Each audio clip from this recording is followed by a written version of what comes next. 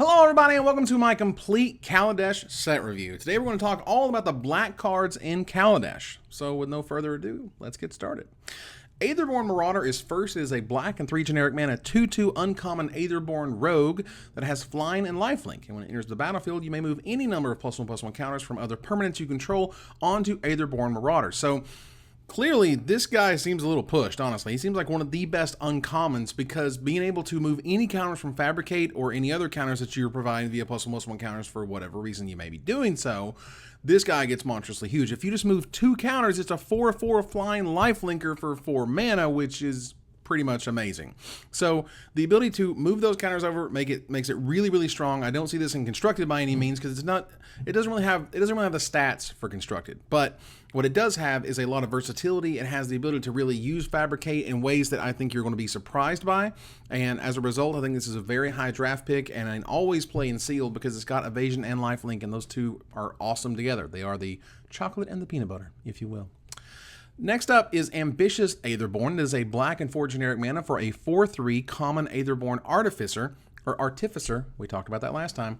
It has Fabricate of 1, and that is it. So speaking of +1/+1 counters, this guy could be a 5 mana 5/4, which is totally fine, or a 5 mana 5/4 until Aetherborn Marauder shows up, and then that Aetherborn Marauder is a 3/3 flying lifelinker for 4 mana, which is pretty fantastic. And this is a 5 mana 4/3, which isn't great, but is serviceable. So this is one of those cards that really kind of has to, I think, work together. It's a card that you don't just automatically pick, automatically play, because its stats are kind of underpowered, but its functionality and its flexibility are higher, which is kind of what you want. So ultimately, kind of okay in sealed, probably not that good in draft, and certainly not constructed playable. Next up is Demon of Dark Schemes, a 3 black, 3 generic mana mythic 5/5 flying demon. Yeah, when Demon of Dark Schemes enters the battlefield, all other creatures get -2/-2 until end of turn. When another creature dies, you get an energy counter. That's any creature that's dying, not just this one, or not just yours. Pay a black, 2 generic mana, and 4 energy. Put target creature card from a graveyard onto the battlefield under your control, tapped. So this is a bomb rare. Let's be clear. It's a 6 mana 5/5 flyer that has an awesome ability. It's a 6/6 5/5 flyer that generates energy, which is huge. So being able to use energy in a very powerful way, obviously, as you would expect to be stuck on a mythic. You know, this is the part where it's clearly it's a bomb and sealed. It is a first pickable draft card. The question is, you know, could it actually get to constructed? And I think that has a lot to do with sort of how the format's shaping up, because something that basically has the Massacre Worm type effects, where when it enters the battlefield, all other creatures get -2/-2. So instead of draining like Massacre Worm does, instead it gives you energy counters. And energy counters, as we've seen, are super powerful in terms of at least their flexibility. Not necessarily like they are inherently powerful, but they are powerful because they give you the ability to do stuff.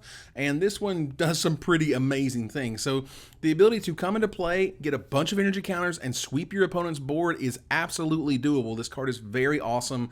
I would not be surprised if it saw play, but I'll be honest, I don't think it's really going to get there. It has a sort of weird kind of marginal ability, maybe a sideboard card against weenie decks or token decks, because when this thing goes off, it's business. So we will see. So there's certainly a big question mark around all energy cards, and this is certainly a big question mark for this one.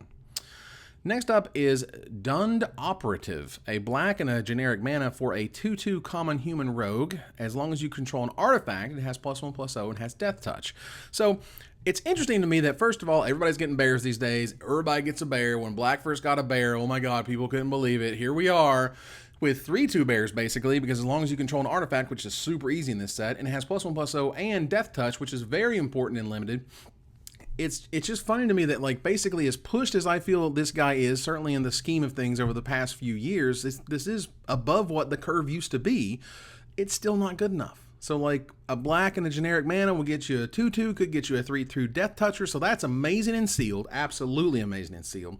Very good in draft, not good in constructed. It's really strange how that works out.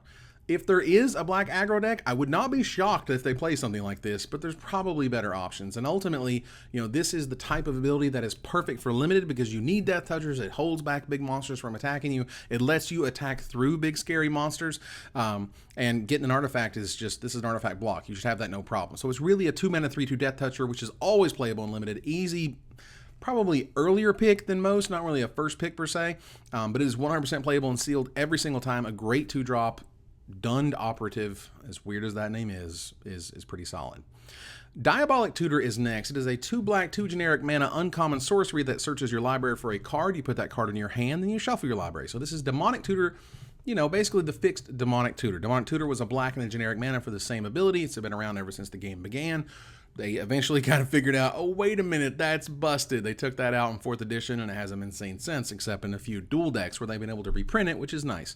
However, Diabolic Tutor, in and of itself, is, well, first of all, this artwork is amazing. Let's get that out of the way. Artwork is fantastic, because if you go and you look at the older Diabolic Tutors, their artwork was like a skeleton, like whispering something into like some like mischievous, you know, necromancer's ear or whatever. And here we have Liliana whispering something into Chandra's ear, and she's got that cool little sly smile. It's fantastic. However, as a card, it is powerful. Let's make sure that this is clear. In Sealed, it's way better than in Draft, because in Sealed, it's a slower type format. There's more sort of attrition. There's more of kind of making standoffs and standstills, and where you're just kind of waiting for something really big to happen. So this lets you literally have 2 copies of the best card in your deck, and that's awesome. Not necessarily true for Draft. This is not like first pick Diabolic Tutor, you know, high five your buddies.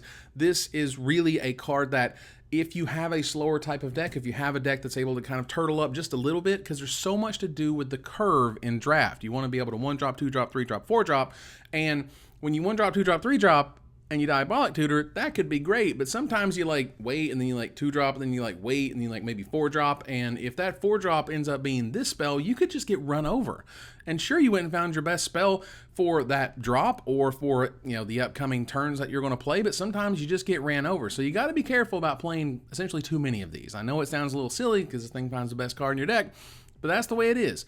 So I would temper on playing more than maybe one in my draft decks, depending on what I'm drafting, the kind of deck that you're drafting. In Sealed, it's 100% playable, but I would be hesitant to run multiples. If you have multiples, I know it's enticing. I understand that it is sexy-licious to be able to play multiple things that go and find your best card, but you gotta be careful, because sometimes you're so busy finding your best card that you're losing. Die Young is next. It is a black and a generic mana for a common sorcery that chooses target creature. You get 2 energy counters, then you may spend any amount of energy. The creature gets -1/-1 until end of turn for each energy paid this way. So this to me is one of the premier black removal spells in the limited format. Maybe it could reach standard, I could see it, but this is a fantastic spell. This is what you want to be doing. It really powers up depending on whatever energy you have at the time. There's plenty of ways to get energy, so there's plenty of ways from turning this into a simple kind of disfigure, which is -2/-2, into, you know, basically a pull under, for example, which is -5/-5. It just needs 3 more energy counters to do that. So you're able to answer any creature. It's able to scale with your energy, and it's pretty much good early, pretty good late, and in that you have a fantastic card. So you'll want to always play it in Sealed. You're able to easily draft it early and play it often. Now, whether it gets to standard probably has to deal with how good energy is. I don't see it, because based on what I've seen sort of the set so far and what they've pushed for constructed, what they haven't, red-green energy seems absolutely like a deck that could happen. Black's more of sort of, has really awesome cards for limited. We'll see if they get to constructed, but in draft and in Sealed, this thing is an all-star. Next up is Dukara Scavenger, a black and 5 generic mana common 4/6 crocodile. When it enters the battlefield, you may return target artifact or creature card from your graveyard to the top of your library. So this card is great for a few reasons in limited. First of all, it's a high cost, so it's going to be worse in draft, because draft is more about hitting your curve. Sealed, you're okay kind of turtling up a little bit. So it's good. It's much, much better in Sealed than it is in draft. However, I'd be happy to really play it in both, and here's why. The key to this card is that it has a higher toughness than its power, which means, and not to mention just higher toughness and power, it has a lot of toughness. It has 6 toughness, so that's a lot to get through. So it's able to really kind of turtle up and say, it's okay that I'm guaranteeing what my next card is. What I'm going to draw. And sometimes your opponents can really take advantage of that, because they know that you're not going to draw a removal spell, or you're not going to draw a land, or whatever it is, because they know what you put back on top of your library. However, this guy is big enough, has the right stats to really hold off the fort, or really hold on, hold up the fort, because they're going to be crashing in with as many creatures as they possibly can to take advantage of the fact that they know what you're going to draw next turn. Now, clearly, it lets you get back a big bomb, ideally, or a great creature or a great artifact. So that is to be sort of weighed against whatever it is they're doing. But to be on a 4/6 to get you back something awesome is amazing in Sealed. decent in draft, bad in constructed. So Dukara Scavenger, not bad for a common, to be honest. Eliminate the Competition is next. It is a black and 4 generic mana for a rare sorcery. As an additional cost to cast it, you sacrifice X creatures and you destroy X creatures. Well, X target creatures. This spell is a bomb. This spell is a huge limited bomb. It is an easy first pick in draft. It is an absolutely high five your buddies if you get multiples and seal. This thing is amazing. This is absolutely like fantastic because you're trading literally everything that's worse than their creatures with your creatures. Like my 1/1 now kills your 5/5 whatever, you know, my 2/2 kills your 6/6 ridiculous bomb that you have. So my cards, all of my creatures become better than your creatures as long as I can target them. So this spell is monstrous. The only thing you don't want to do is run into a counter spell, because otherwise if they're tapped out and you have this card, you are in a very winning position. This card is fantastic. Now, that's fantastic in a limited realm. In a casual, or I'm sorry, in a casual realm, it could very well be awesome if you're playing a token deck and you're able to trade all your tokens for all their super awesome creatures. In standard, but that's okay. Not everything has to be for standard, because in limited this thing is amazing, and in casual, you know, EDH type decks, I could absolutely see this be awesome. Imbrawl Bruiser is next. It is a black and a generic mana for a 3/1 uncommon human warrior that enters the battlefield tapped, and it has menace as long as you control an artifact. So here we are with a 2-mana 3/1. A 2-mana 3/1 that has plenty of upside. So is it that good? Well, it needs to get that menace in order to really be worth it, because with 1 toughness, it's just going to die to everything. With menace, it gets a lot better. I could definitely see an aggro type of setup, whether it's probably an aggro draft, because I see this card as being bad in sealed, good in draft, probably not going to get there in constructed, just because 1 toughness amongst other issues, because it's fighting with that mana cost for something else. But regardless, the idea that, you know, this 3/1 is going to be able to get in and hit your opponent without trading with, you know, essentially anything they have, even if they have to double block it. What's the best case scenario? The best case scenario is that it's going to get menace. The best case scenario is it's probably either going to hit your opponent for 3 multiple times or take out multiple creatures, which is difficult to do with a toughness this low. So this to me kind of feels like a trap. It's still a good card. It's not like it's bad to have a 2-mana 3/1, and I've played with 2-mana 3/1s, and there's nothing wrong with that. I'm just saying that ultimately they're risky, and they've often backfired for me in ways that I felt like I wasn't expecting to be backfired on. I was like, oh my god, all of a sudden, like, this 3/1 that's for 2 mana is amazing on turn 2, not so great on turn 7. Essence Extraction is next, a 2 black and a generic mana for an uncommon instant that deals 3 damage to target creature, and you gain 3 life. So this is Farika's Super Cure. This is Farika's, one-stop shop for an adrenaline rush of awesome. Farika's Cure was 2 black to deal 2 damage and gain 2 life. Essence Extraction deals 3 and you gain 3. This card is fantastic, easily a first pickable, maybe not first pickable in draft. Obviously it depends if you have a bomb rare, but if you don't and you're looking at removal, this is some of the best removal, literally looking right at you. Farika's Cure was playable in standard. Now, part of that I think was because it was cheap, because it was 2 black versus, 2 black and the generic mana. So being able to get out on turn 2 against the weenie decks was really important. Having to wait until turn 3, not as good. That said, it's going to be amazing and limited. It doesn't matter coming or going, early or late. You always want this card. Could it see constructed play? Maybe. Again, if there's a very aggressive deck, this is a great way to both deal with a problem and gain life because of it. So 100% limited all-star. We'll see if it goes anywhere else. Fortuitous Find is next. It is a black and 2 generic mana for a common sorcery that chooses one or both. You may return target artifact card from your graveyard to hand, or both of them. You may return target creature card from your graveyard to hand. So this card is sweet. This card is good. It's not like unbelievable, but it's sweet. It's a card that you don't want to run a ton of, because this is one of those cards that, let's say you run 2 in your deck and you get 2 in your opening hand, it's just the worst thing ever. This is the type of card you want 1 of, because when you get that 1 of and you're able to get the creature and the artifact and it feels great and it works fantastic, that is amazing. But when you got 2, or you draw 1 super early because you have 2 in your deck, it just clogs up your hand and it doesn't really do anything. So while it looks like amazing card advantage, while it looks like a really important way to kind of get ahead, if you're already ahead, or if you don't have enough, or if you're not even played long enough in the game to have this generate an advantage, it's not that good. So it's one of those reasons like why it's common, for example. It's like it's okay if you see multiples of them because multiples aren't really that strong. It's really stronger more as a one of, maybe a two of in sealed. If you got a super sort of defense heavy, counterspell heavy, type of deck where you're able to run a more control game where you're happy kind of sitting back and attritioning and destroying your creatures for their creatures or whatever, and then being able to use this. But really, more than one to me has never, any of these type of effects, more than one has always bitten me. And I would not suggest running more than one of these things. I do not see this happening in standard by any stretch or even really in casual, but that's okay. This is a great limited card, one only. Foundry Screecher is next. It is a black and 2 generic mana 2/1 common bat. It flies, as it should, and it gets +1/+0 as long as you control an artifact. So this is essentially a 3/1 flyer for 3 mana. Fantastic. That card is actually great because it's the difference between when we're talking about Inbrawl Bruiser.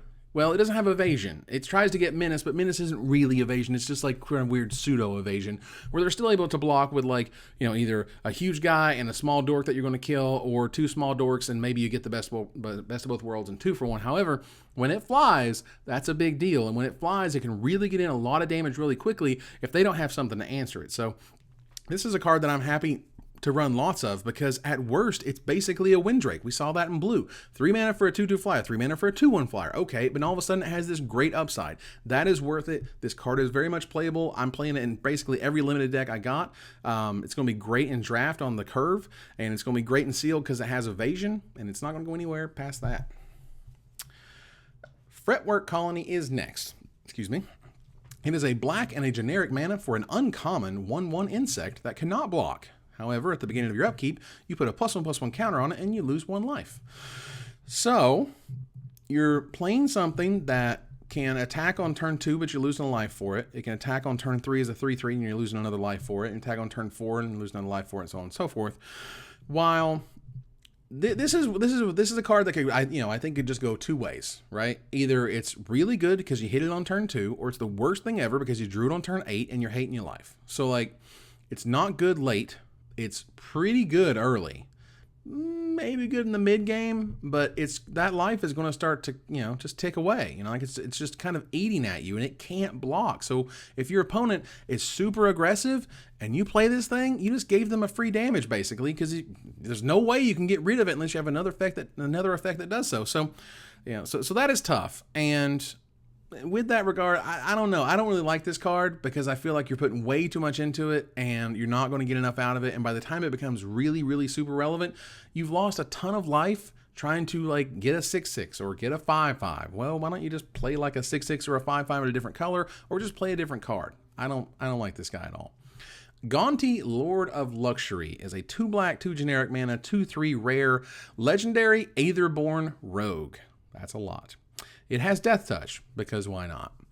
When Gaunty, Lord of Luxury enters the battlefield, you look at the top 4 cards of your opponent's library, you exile one of them face down, and you put the rest on the bottom of that library in a random order. For as long as that card remains exiled, you may look at it, you may cast it, and you may spend mana as though it were any mana of any type to cast it. Whew, okay. Well, this guy is pretty awesome. He's super awesome if you're able to blink him. However, if you blink him, the first card kind of goes away because then Gaunty is a new sort of object in the game, and then the card it reveals from that point can be played. So if you're going to blink it, try to play the first card first, or just recognize that you're not going to be able to touch it again. However, Gaunty by himself as a 4 mana 2/3 Death Toucher is fine. It's the ability that has to get you all the way. The ability is good. It seems like, obviously it looks pretty powerful. Like if you can find something good in the top 4 cards, you're golden. So it's very good in limited. It's going to be great in sealed. Like it's always playable in sealed. I would never pass this card up if I'm playing black in sealed, no question. Draft, if it's on the curve, absolutely seems good. Like it's one of those cards that obviously, it's hit or miss. Like if you just completely whiff for whatever reason, or if you get a card that's just not very good, then you have a 4 mana 2/3 Death Toucher, which is okay. And then clearly when you hit their bomb or whatever, you look like, you're a genius. So it has a lot of sway, has a lot of back and forth. A 2/3 Death Toucher is still a very powerful magic card in terms of like what it can do in combat and the way it makes your opponent act. But at the same time, I don't see this happening in constructed by any means. I can certainly see a lot of fun with this in casual. I think it's going to be amazing in sealed. I think it's going to be very good in draft. And that's the end of old Gonti. Harsh Scrutiny is next. A 1 black uncommon sorcery that target opponent reveals his or her hand. You choose a creature card from it. That player discards it, and then you scry 1. So Ostracize is a card. Ostracize was printed a long time ago, and it did literally this exact effect for the same cost, except you didn't scry. So I tried Ostracize in my cube, I think a couple times, because, creatures kept getting better, and it's like, man, creatures are so good these days. Ostracize is going to be awesome, right? No, it's really not. You're going to whiff a lot. You're going to feel sad a lot, and the creatures you do hit often aren't very good. This is definitely the type of card that I don't play with to start with in sealed, but when my opponent shows me whatever like insane bomb they have, if it's a creature, then I can sideboard it in, and I can ideally try to answer the ridiculous creature before they get to cast it. So if their bomb rare was an artifact, or if their bomb rare was a planeswalker, this card isn't going to help you at all. It's like, oh, you have a Saheeli, that's great. Now I know that, and I can't take anything else because you had like spells or whatever for the rest of your hand. So this is a card that, again, reads well, sounds good, doesn't really get there. It's better in sealed because you can side it in, and it's a way to answer a bomb. It's pretty bad everywhere else. I don't really like playing this card very much. I don't expect to see any standard or constructed play. It's no Thoughtseize, because Thoughtseize is one of the best Magic cards of all time. Harsh Scrutiny is not. Lawless Broker is next because he's lawless. A 1 black, 2 generic mana, 3/2. It is a common Aetherborn Rogue, and when it dies, you put a +1/+1 counter on target creature you control. So for 3 mana, you have a 3/2, which is good stats, solid. Gives you a sweet ability when it dies. That's pretty sweet. And can change however your opponent attacks or blocks as depending on clearly, what the situation is. Context is everything. But, with a 3/2 with upside for 3 mana, that's pretty fantastic. I'm pretty much going to play that always because it's great in the curve. You need good low drops. When you're playing sealed, you need a good curve in draft in terms of a 2-drop, 3-drop, 4-drop. This is absolutely a guy I would love to have on that type of curve. Again, one of those things, just probably not good enough for constructed because they're just not pushed hard enough. But that doesn't matter because good limited cards are good limited cards, and this is an excellent limited card I will always play with. Lawless Broker. Live Fast is next. It goes along with Die Young, if you will. It is a 1 black, 2 generic mana common sorcery where you draw 2 cards, you lose 2 life, and you gain 2 energy. That's fantastic. Let's not go insane. Now, Read the Bones was a card. Read the Bones includes Scry 2 instead of get 2 energy counters. And I enjoyed playing multiple copies of that. However, I also ran into situations where, as good as Read the Bones was, running multiple copies would start to deal me more damage or hinder my game more than it would help my game. So you got to be really careful. If you definitely have a way to use and or abuse energy counters, I would absolutely run 2 of this card in my limited decks. If you don't, I think 1's about the right sort of number. Again, think of the scenario when you get multiples in your hand at the beginning of the game.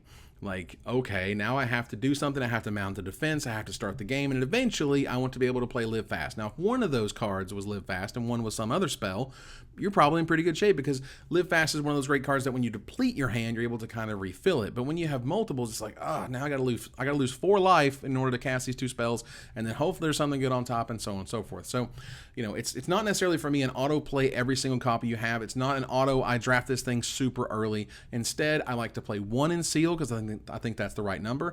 And I like to play 1 in draft if it's right on the curve, if it's right for the deck. There's definitely a lot of context that goes around this card that isn't as simple as like, yeah, it's just a better Read the Bones, go for it. Like, I don't think that's necessarily true. And also, the way that it interacts with energy counters and your deck is a very important facet as to how good or how bad this card is in your deck. Not that it's going to be terrible or bad, it's just not going to be optimal. So you got to be aware of that. Lost Legacy. Oh, lastly, Live Fast very well could make constructed. I would not be surprised if it did, but I would also not be surprised if it didn't. You know what I mean? Like, it's one of those cards that's like, I could see it, I could not see it. I mean, that's how the world works, right? It happens or it doesn't happen. If I've got to put down something, I would say that if there's an energy deck that can't abuse energy counters, has a very good chance. Otherwise, doubtful. It might see some sideboard play, but that's about the extent of it for me. Lost Legacy is a 2-black, 1 generic mana rare sorcery that you name a non-artifact, non-land card. You search target player's graveyard, hand, and library for any number of cards with that name and exile them. That player shuffles his or her library, then draws a card for each card exiled from hand this way. So that last line is kind of a kicker. Let's run that back over one more time. Now, cranial extraction type effects, where you name a card, you go through their deck and their hand and their graveyard or whatever, and you get rid of it. Been around for a long time. Used to be super exciting. Like 10 years ago, man, this was the hotness. Nowadays, not so much. Nowadays, we're looking at Lost Legacy and we're like, well, it's 3 mana, but you have to give them cards back? What do you mean you got to give them cards back? I got to give them cards back. That's, doesn't always feel great. So that's one of those cards that, like, and I've discussed it with other players who mentioned that, yes, you might have to give them a card, but if it solves your biggest problem, even if you have to give them a card, you're solving your biggest problem with Lost Legacy. You're also solving it at 3 mana. That's a big deal. Almost all of these types of effects that have been stealing cards out of people's hands, graveyards, libraries, whatever, have been 4 mana. So that last line about them drawing a card for each card exiled from hand this way, feels to me like the offset to making it cheaper. Like, yes, you get a cranial extraction for 3 mana, but they're going to get a card back if you're lucky or unlucky enough. If they're lucky and you're unlucky enough to have that card in their hand. So this card to me is almost unplayable it's basically unplayable to me in draft. However, in sealed, again, this is very much close to the harsh scrutiny type advice I gave earlier, which is if they got a thing and you can't do anything about it, but hopefully get it out of their hand or, strip it out of their library via Lost Legacy, that's a thing you could do. Now, you're taking a big risk because if their bomb rare was on the bottom of their library when you cast Lost Legacy, then Lost Legacy did nothing. You paid 3 mana to do absolutely nothing that game except maybe Time Walk yourself. If it's in their hand, they got to draw another card. If it's in the top few cards, sure, you won like the random lottery, but in the end, and just sort of as I'm sort of speaking this out and we're talking about it, this card is bad and limited. Don't run this card in limited. It's not going to work the way you want it to. It's not going to give you what you want. Whether it gets in there and constructed for being 3 mana, to me, sort of almost harkens into Modern, because Modern is a format that needs answers to things quickly. This is a way to answer things quickly. I don't have a lot of hopes either way, to be honest. I would be surprised if I saw this in competitive decks, just because, I think the drawback is real. Sure, the mana cost is good, but, is it worth it? I guess we'll see. I would err on the side of no. Make Obsolete is next. It is a black and 2 generic mana for an uncommon instant that creatures your opponents control get -1/-1 until end of turn. Now, there have been a few Shrivel type effects. Shrivel is a black and a generic mana for -1/-1 to all creatures at sorcery speed. However, this is creatures your opponents control. This is instant speed. This is not your creatures, so 3 mana, instant speed, them only, ridiculous combat trick. You can blow somebody out of the water with this thing. So I like this card a lot. I think this card is super sweet. It just feels like in a world where you're able to block, double block, set up, whether you're attacking or whether they're attacking you, this card's good in either of those scenarios most of the time. So being able to run one, being able to run multiple. Can you imagine running out 2 of these things in one combat step? Like, they're just going to be completely destroyed because, sure, they may be ready for the first Make Obsolete. They're not going to be ready for the second one. So that to me says this is a great card to pick up in multiples, great card to play in seal, great card to draft as long as it's, of course, on your curve, so on and so forth. But this card is very good. It is uncommon for a reason, and I think it is very sweet to be able to play in any limited decks. Not going to get there and constructed unless there's some really crazy token thing that this is the card to answer a bunch of tokens or whatever. But I think in reality, it's an amazing limited card, and that's totally okay. Next up is Marionette Master, a 2 black, 4 generic mana, rare, 1/3 human artificer with Fabricate 3. Whenever an artifact you control is put into a graveyard from the battlefield, target opponent loses life equal to Marionette Master's power. This card could be very powerful. This card could be part of a combo. Now, remember, it says equal to its power, not equal to the number of +1/+1 counters, not equal to its base power, or whatever, where they want to sort of tack on as a way to make it worse. It's also free. There's no payment involved. A lot of times with these effects, it will say, you get this really cool effect, but you got to pay a colorless mana for it, or a generic mana, or a colored mana plus something else, or you have to sacrifice a creature, or something else. Where like, so if you're able to get Marionette Master out and you are able to sacrifice five artifacts immediately, they're pretty much dead, is pretty much where we're at. So this is a card that is very, very powerful and limited. If it's in constructed in any fashion, I think it's in a combo deck. If it's in casual, that's solely sweet, and I can imagine them taking advantage of it quite a bit. But for those in limited, this card for me feels like a huge bomb, because at this point, like, every vehicle becomes insane. Every artifact creature becomes nuts, because tacked alongside of it is they're going to lose 4 life. That's amazing. So, you know, beyond limited, I don't see it, but I think this thing is very, very close to bomb rare, because if it fabricates 3, they're going to lose 1 life for every single one of them. If you're able to fabricate 3, make 3 1/1s, blink her, get her back up to 4 power, or use a pump spell. That's what's so amazing about this card, is you're able to like use pump spell, you know, you lose 2 artifacts and all of a sudden you drain for 20. Like, you know, that's a thing, because, you know, 10 for each. Like, that's a thing that could be absolutely fantastic. So that to me is very exciting. I like Marionette Master a lot in limited. I don't see it in constructed unless it's a combo shell, but if it is, it's probably going to be a pretty good one. Maulfist Squad is next. It is a black and 3 generic mana for a 3/1 common human artificer with menace and fabricate 1. So for 4 mana, you essentially get a 4/2 menace, or you get a 3/1 menace with another 1/1 servo hanging out. This card's pretty bad. To be able to put that much mana into just essentially what is a 4/2 menace at best, or a 3/1 menace and a 1/1 at best, is not a real great use of your mana, sort of by quality. It's not something, you know, I think sort of what, as Aaron says, I wouldn't kick it out of bed for eating crackers. Like, I would play it if I had to. I would play it if there was a huge gap in my 4-drop. I would play it if I had nothing else for my 4-drop. So it's not like flat unplayable. It's not just crap. It's just not very good. This is like one of the first creatures I would look to cut if I were looking to cut creatures. This is one of the creatures I would hate to keep if I had to keep creatures. So you play it if you have to. Otherwise, you're not probably going to be very happy with it. Up next is Midnight Oil. Midnight Oil is a 2 black, 2 generic mana rare enchantment. It enters the battlefield with 7 hour counters on it. Hour counters, okay.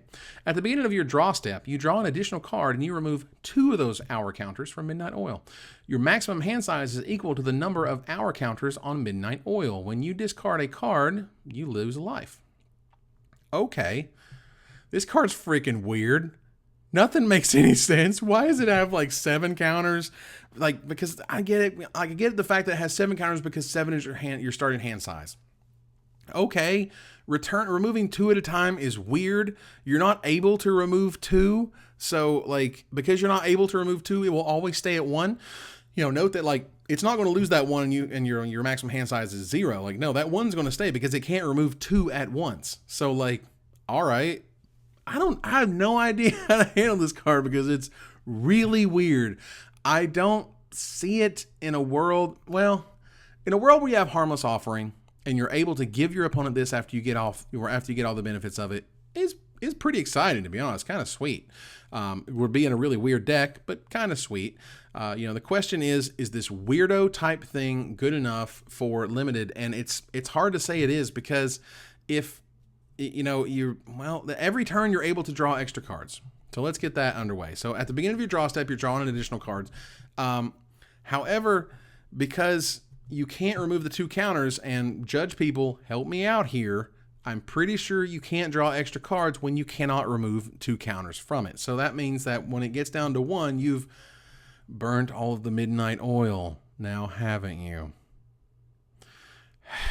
So anyway, cards that put these types of restrictions on you, sometimes good, oftentimes not great, looks good, sounds weird as all get out, to be honest. But beyond that, this is just literally a complete head scratcher for me. And you know, my first thought is that you can play it in sealed when you have no other cards in hand and you don't care about, you know, your maximum hand size starts to shrink or whatever.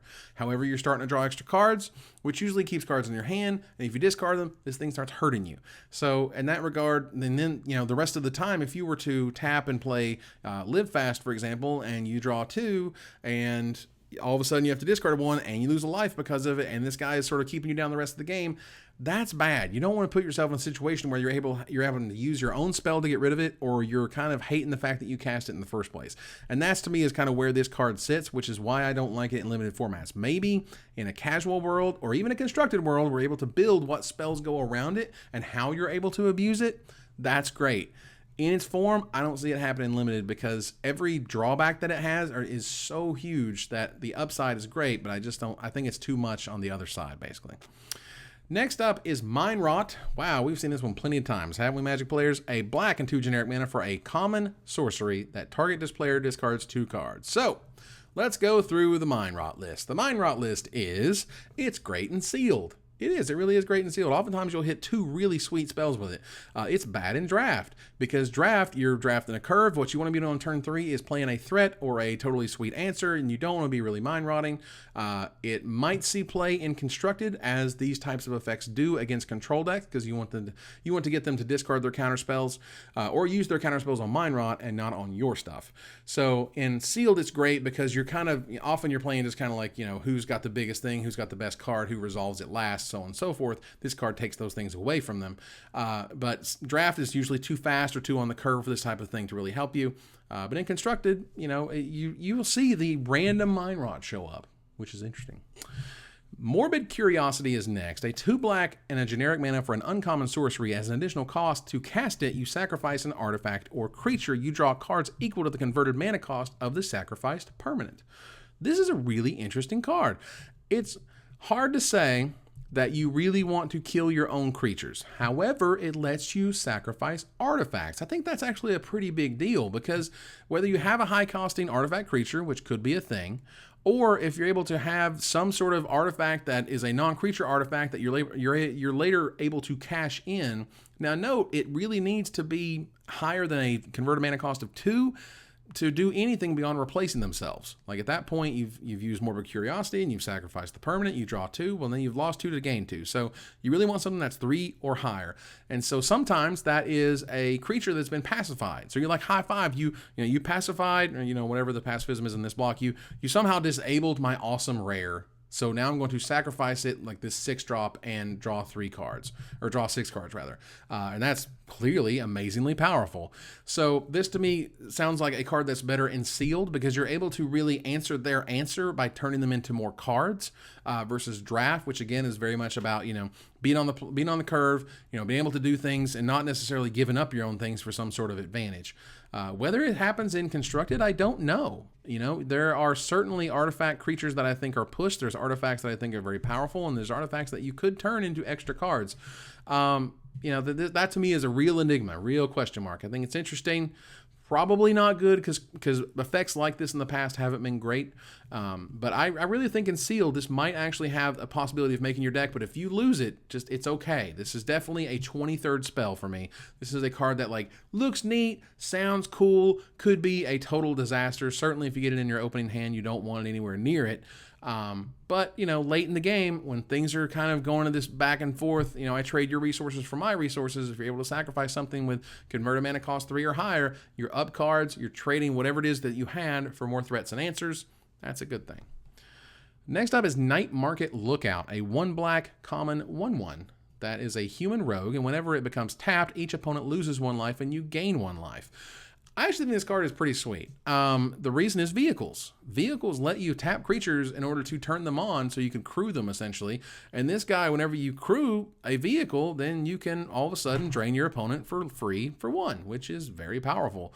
So in that regard, the fact that, you don't have to do anything. So, and if you play it on turn 1, they don't have any turn 1 play, you're able to essentially attack for 2. That's great. First of all, that's fantastic. If you're able to attack for 2, quote unquote, for a few turns, that's awesome. And if you're later to crew a vehicle as a result and give this guy something to do, Like, because usually, and what Wizards I think has struggled with over the years is making 1/1s that just don't suck, that aren't just like, nah, that's unplayable, keep on moving. I mean, even like the Suntail Hawks of the world or the Lantern Commies. When Lantern Commie came out, you know, it was like, oh my God, there's the Suntail Hawks coming back, and Suntail Hawk and Lantern Commie, you know, it's too much flying power. Like, you can't have evasive 1/1s for one. It's like, you certainly can.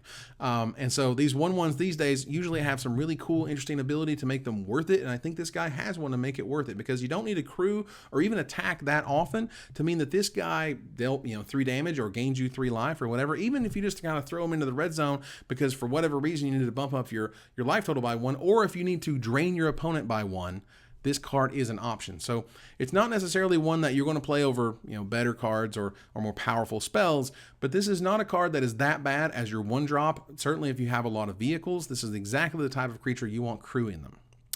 Next up is Noxious Gearhulk, or Mechrotol, as they call him. A 2-black, 4 generic mana, mythic artifact creature. It is a construct. It is a 5/4 menace. When it enters the battlefield, you may destroy another target creature. If a creature is destroyed this way, you gain life equal to its toughness. So, it's a bomb. It's a huge, ridiculous, amazing limited bomb. It's an easy first pick. It's an always play. It is fantastic coming or going on turn 6 later. Whenever, if you're able to reanimate it to return it to the top of your library with that other card we talked about earlier, you know, this card is fantastic. The question is, could it reach constructed? Maybe. I wouldn't be shocked. I think there's a definite reason why this is a 5/4 and not a 5/5. So, you know, this card probably needed to be tempered in a way, because it's a lot of bonus. Like, if you're able to just take this from the graveyard to the battlefield, suddenly you're able to kill a thing and gain life and have this monster, and it's hard to block. So this card does a lot of things right. It's an absolutely huge limited bomb. It could see constructed play. I would not be shocked at all. This card is great. Noxious Gearhulk is amazing. Oval Chase Daredevil is a black and 3 generic mana 4/2 uncommon human pilot, and whenever an artifact enters the battlefield under your control, you may return Oval Chase Daredevil from your graveyard to your hand. So this is an interesting 4/2.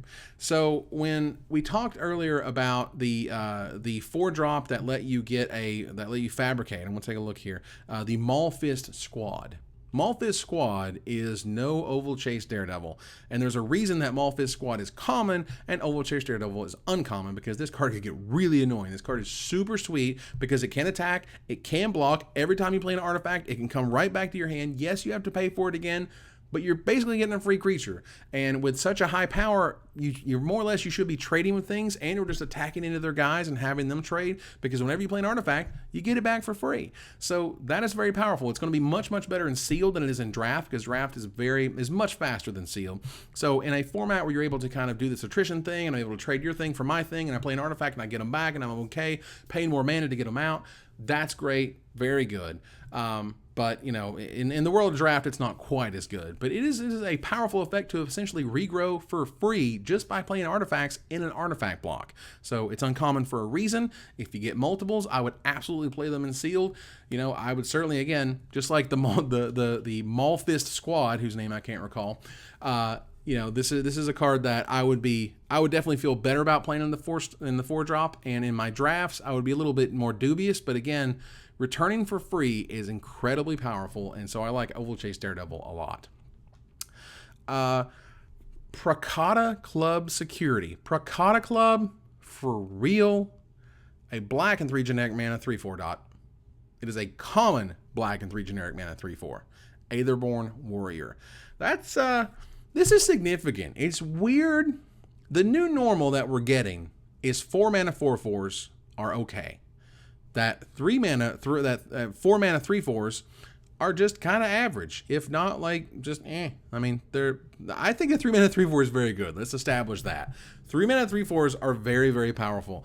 Giving them just basically for free, no drawback, doesn't come into play tap, just kind of hangs out and shows up for 4 mana is great. So, you know, Prakata Club Security ain't really playing around. Now, this is a 4-drop I can get behind. Now, I think Oval Chase Daredevil is better because it's able to come back. It has 1 more point of power. It's a little bit less on the defense, but that's okay. Usually, if you want to be turning guys sideways, Oval Chase Daredevil is for you.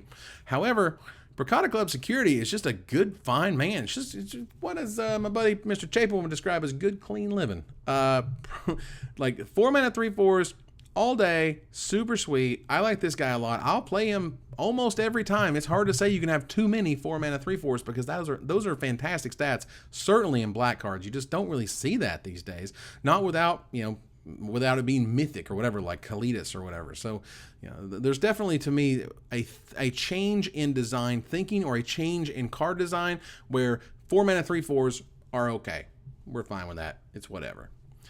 Rush of Vitality is next. It is a black and a generic mana for a common instant. Target creature gets +1/+0 and gains lifelink and indestructible until end of turn. So instead of regeneration, we have indestructible until end of turn. We've already spoken about that. But I would note that I think this card is 2 mana for a reason. I think that it might have started life as a 1 mana card, but now it needed to be 2 mana because it's just too good for what it does. Things turn it indestructible until end of turn and lifelink and the bonus. It's worth looking at pretty closely. It's not a card you want to run a lot of. I know it sounds great. It's not that great, but it is a decent trick. It is a spell that I would probably cut pretty quickly for something else, but it's another thing that if you don't really have any creature pumps or any types of tricks, this is a decent trick. It's able to usually trade for something and gain you life. So don't go nuts, don't go crazy with the cheese whiz, but this is a fine 23rd, 22nd spell when you need to get there and you're not quite there on your spell count. Clearly it's never going anywhere. Like, it's better in sealed because you're able to surprise your opponent and you're able to get more sort of attrition type battles happening where this card is better. Not as good in draft where things are faster and you really want to hit your curve, and these types of spells aren't really as impactful as other spells are in that format, and it's going nowhere near constructed, let's face it. Subtle Strike is next. It is a black and a generic mana common instant. You may choose one or both. Target creature gets -1/-1 until end of turn, or put a +1/+1 counter on target creature. Now this spell I can get behind. This spell is awesome. This spell is giving you all the options you want it to give you. This lets you turn your team sideways and have, let's not go nuts, it's not quite Dramoka's command, but it's got very similar feels. It is an instant. It is 2 mana. It lets you wreck a step, man. It lets you, I'm going to put a +1/+1 counter on my flying guy, and I'm going to give your dude over here -1/-1 who's blocking one of my best attackers. Like, it just lets you wreck combat steps. I love playing multiples of this card. I want all of the copies of this card all the time. Great and limited, whether it's draft, whether it's sealed. I don't see anywhere near constructed, but that's okay. This card is an amazing combat trick for black, and you should always play this thing. Syndicate Trafficker is next. A black and a generic mana for a rare 3/1 Aetherborn Rogue. For 1 generic mana, you may sacrifice an artifact and put a +1/+1 counter on Syndicate Trafficker. It gains indestructible until end of turn. So clearly this to me is the pushed rare aggro card for black. Like, black Wizards has been trying black aggro for so long.